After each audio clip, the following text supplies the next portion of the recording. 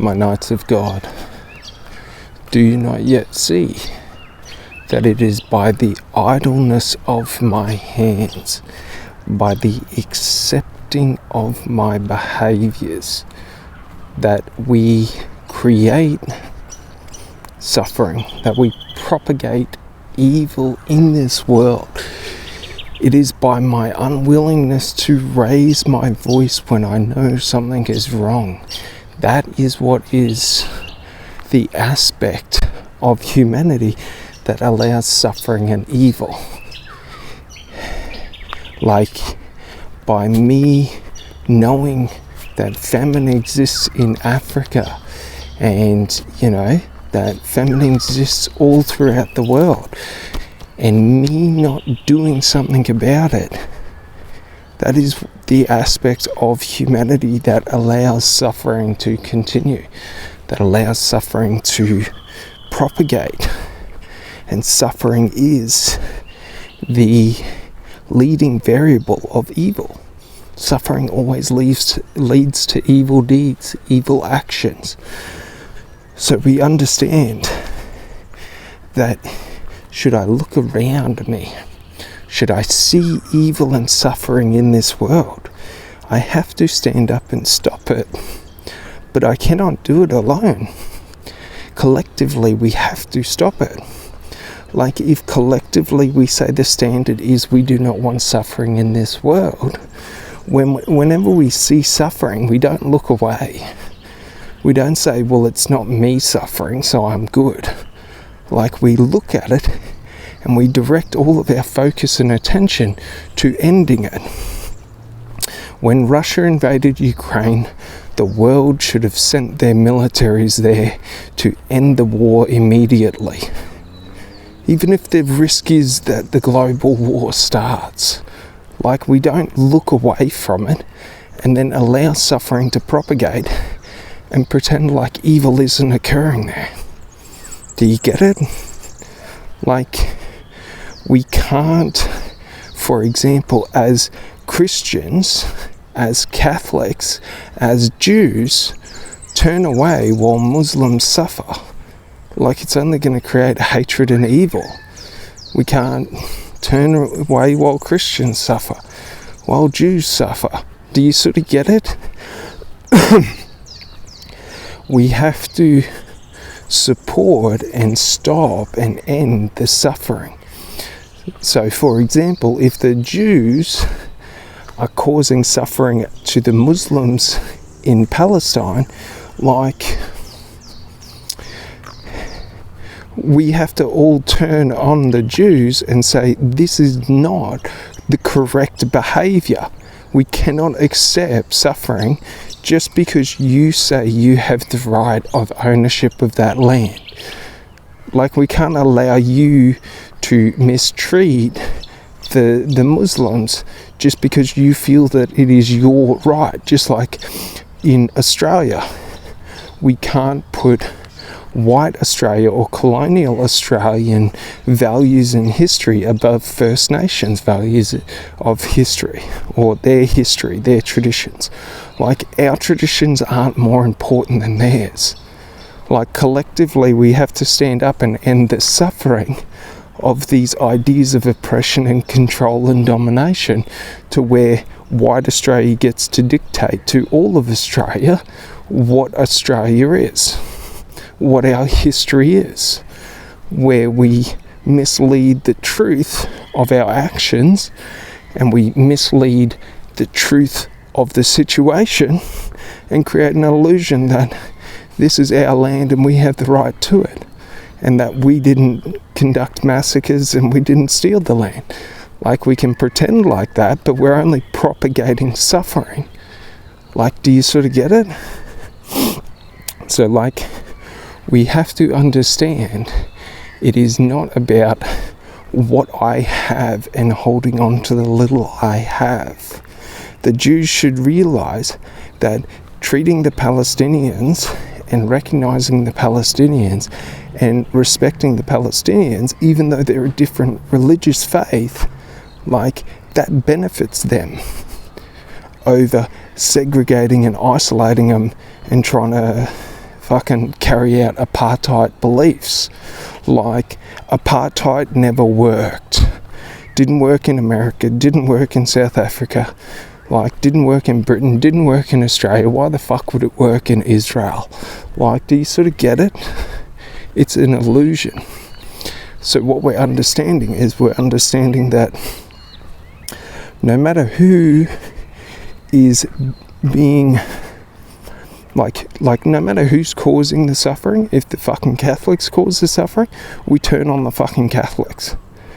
If the Christians, we turn on the Christians. If the Russians, we turn on the Russians. If the Chinese, we turn on, like, do you sort of get it? Collectively, as humanity, we have to identify behaviours that we don't like, we don't accept, that aren't a part of the standard of being human, that don't live up to what we deem as being humanity's best. And anyone who wants to propagate that becomes isolated. Do you sort of get it? So, like, we have to understand that if people want to prey on women and children, we do not leave them in the environment to conduct whatever they want to do. Like, if you show me you want to prey on women and children, like, we're going to isolate you from them. Like, do you sort of get it? Like, I'm not going to let you, just because you want to go and fucking prey on fucking Muslim women and children, like, we're not going to let you do that. Afghanistan. Understand that, Afghanistan? Your fucking way of being, your fucking idea of fucking life, living, humanity, like, motherfucker, you cunts are going to be removed. And any man in Afghanistan that thinks raping children is okay, I will fucking execute you. Do you get it? I have desires to kill people and fucking psychopathic tendencies.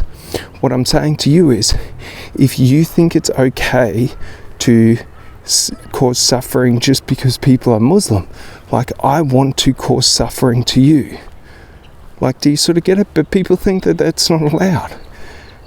They don't think that that's the right thing. People would lose their mind if I went around killing people who I knew were evil. Do you sort of get it? It's not justified. Even if someone does terrible and inhumane things, killing them isn't justified. Do you sort of get it? Killing is only justifiable in self-defense. That's the only moral reason to kill. Every other reason is a reason to collaborate, is a reason to work together. But we can't do that. Like, it's not a reason to look away. I don't pretend like you're not a predator if you show me you're a predator. Do you sort of get it? So all of this negative in our society, this domestic violence, this child abuse and all of this, modern day slavery, is because people look away. They pretend like this behaviour isn't predatory. They pretend like those people aren't showing their true intention. Like, if a guy doesn't have children and he's overly fixated with schools, he's a child predator. Like, do you sort of get it? If a guy acts or speaks inappropriately around children, he's a child predator. Like, it's pretty fucking evident and clear. Like, it's not a murder mystery. Do you sort of get it? Like, if a man speaks disrespectfully of women, if a man acts aggressively towards women, like, do you sort of get it? He's going to abuse women. Like, it's not a murder mystery. We know who woman bashers are. Every guy can tell. You know who child predators are. You can tell. They can pretend, they can hide. But if you look at them without your ego and without judging, you can see them clearly, just purely based off their unconscious behaviour and patterns. So people broadcast unconscious signals, but you get caught up in all the conscious bullshit. that if someone says that they're not a woman basher, even if everything in their behaviour and their language speaks to that?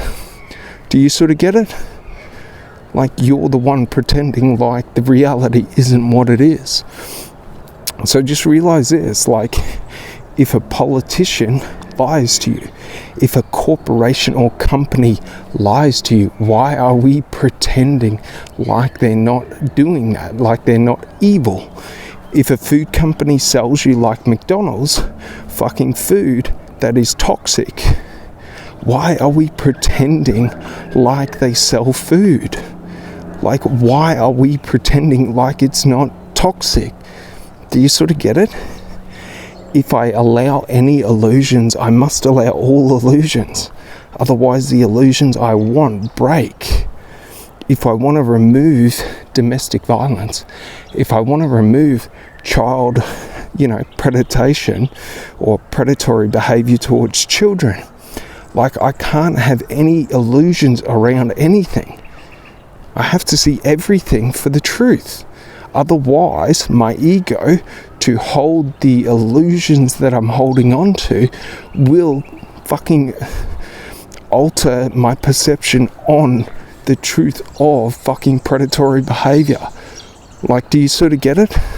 I'll pretend like the politicians aren't really lying, they just misspoke. I'll pretend like, if a politician lies about their intentions to get into office, they're not constantly lying about everything they're doing within office. Like, do you sort of get it? Like, take Pauline Hanson. Like, Gina Reinhardt donated a plane and the fuel for 1 year, and it was like, there couldn't be any corruption there, could there? Like, that's pretty howdy-doody, hey? It's all above board. And then it comes out, Gina Reinhardt and Pauline Hanson go on a European vacation together. Like, yeah, there's no corruption there. Like, do you sort of get it? Like, it's a funny thing. Like, your ego's trying to argue for the basis that you want to believe One Nation is a good political party and they care about farmers, but like, you're misunderstanding that, like, her behaviour says she's already sold her influence to Gina Reinhardt, and it's about what Gina Reinhardt wants.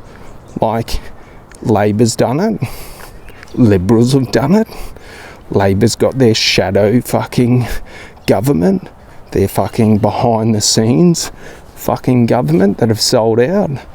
Liberals have the exact same. All government does.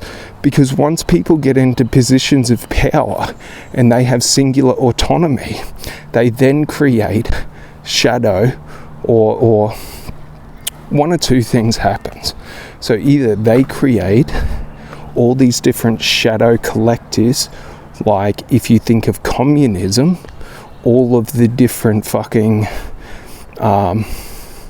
like groups and things like that they set up, all the different, I don't know what it's called, but whatever. Do you sort of get it? Or a shadow organisation or group behind the scenes controls the individual that gets into a position of power. In the US, this is how the US political system is. Whoever gets into positions of power, doesn't matter if you're Democrat or Republican, there is a shadow organisation of businesses, corporate leaders, blah, blah, blah, billionaires, whatever. And they're the ones that are dictating policy and actions and behaviours. Do you sort of get it? Like, why do you think America's at war with Iran, fucking up 20% of the world's oil? Because America's a large oil producer. So it goes in the benefit of the American oil companies, which are a part of the shadow organisation that controls American politics. Like, it's pretty fucking evident.